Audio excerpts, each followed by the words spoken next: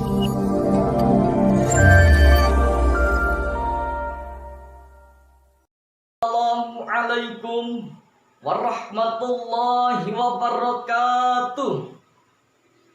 Hamdan wa syukran lillah, salatan wa salaman ala rasulillah, amma ba'd. Dewan juri yang saya hormati, para pemirsa yang dirahmati Allah, bangsa Indonesia saat ini sedang dilanda oleh krisis kepemimpinan. Krisis kepemimpinan yang terjadi saat ini, saudara-saudaraku, telah berada di ujung tanduk. Maka mau dibawa ke arah mana negara Indonesia? Mau dijadikan apa negara Indonesia? Dan bagaimana Indonesia bisa mencapai cita-cita bangsa? Kalau para pemimpinnya banyak melakukan pelanggaran, banyak menyebabkan kerugian, banyak melakukan kejahatan dan kezoliman, dan banyak melakukan hal-hal dengan semena-mena yang dampaknya sangat berpengaruh kepada masyarakat yang dipimpinnya. Betul, kepercayaan rakyat telah dikhianati oleh para pemimpin negeri ini. Rakyat diombang-ambingkan oleh para pemimpin negara ini hanya untuk golongan tertentu.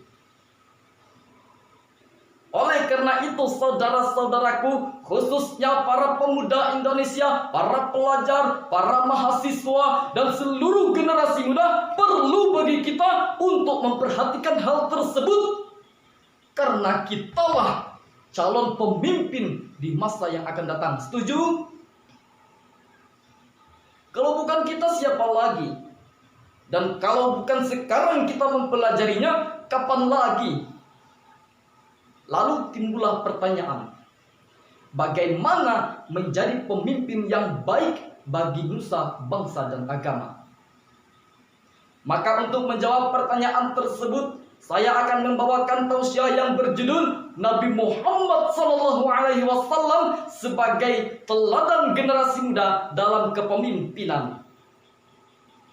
Para pemirsa rahimakumullah, Allah berfirman di dalam Al-Quran, A'udzu billahi minasy syaithanir rajim.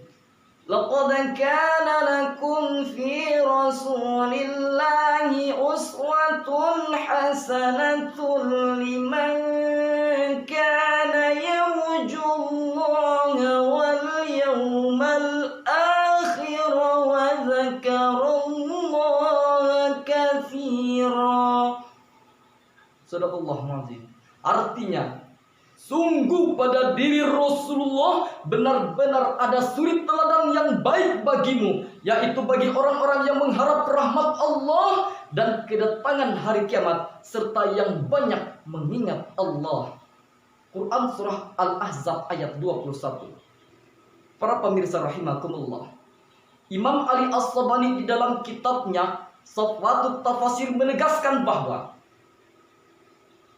ayat tersebut menginformasikan, menjelaskan, menerangkan sekaligus menegaskan kepada kita, sungguh pada diri Rasulullah itu terdapat uswatun hasanah bagi kita.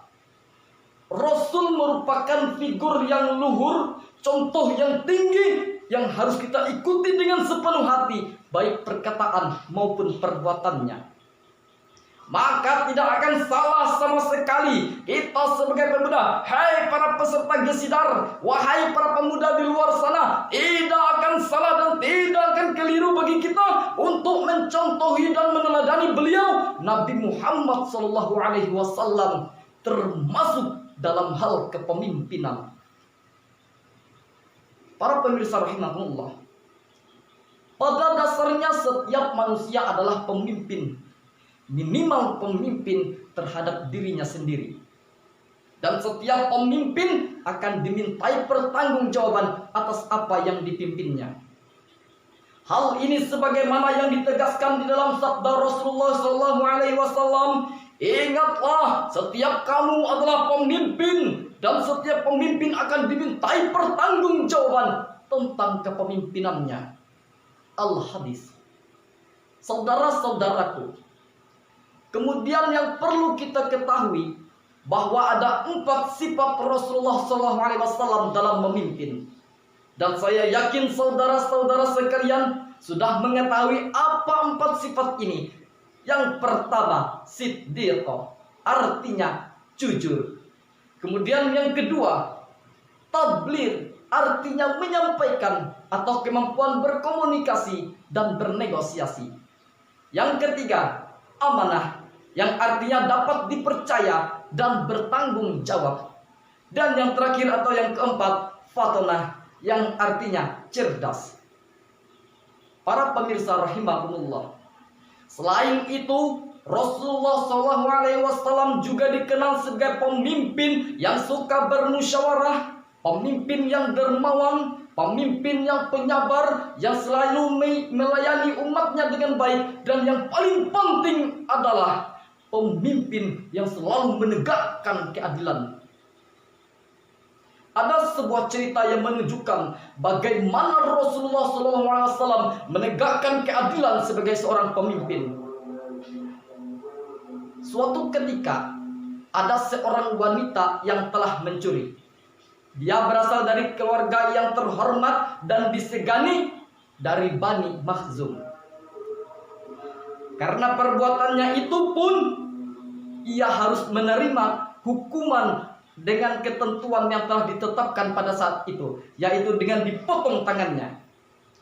Namun saudara-saudaraku, kaum dan keluarga wanita itu merasa keberatan, sehingga mereka melakukan berbagai macam hal untuk meminta maaf atas nama wanita itu dan membatalkan hukuman potong tangan.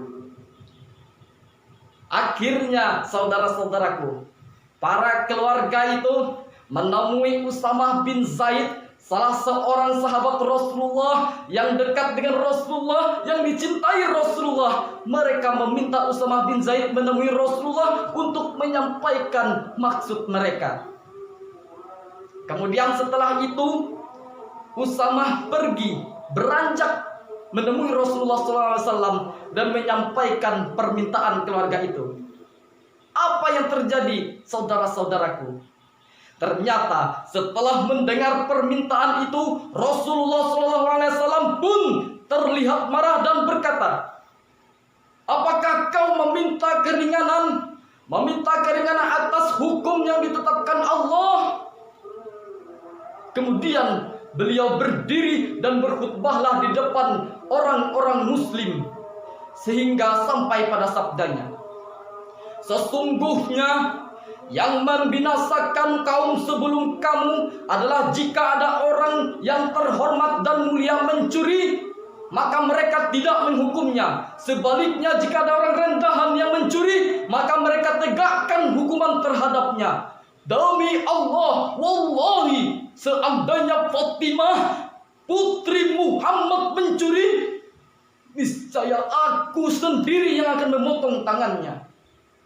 Saudara-saudaraku, tidak ada yang akan berubah pada ketetapan Allah dan Rasulnya. Ini akan menjadi contoh bagi kita. Apabila kita menjadi pemimpin, maka janganlah kita pandang bulu. Peraturan tetap peraturan. Maka pertanyaannya, bagaimana dengan pemimpin negeri kita saat ini?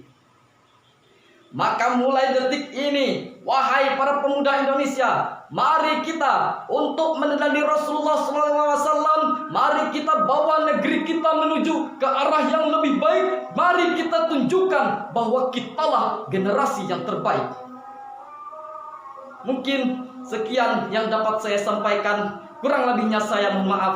Unzur maqala wala tanzur man qala. Wallahu muwaffiq ila aqwamit thariq. Wassalamu alaikum warahmatullahi wabarakatuh.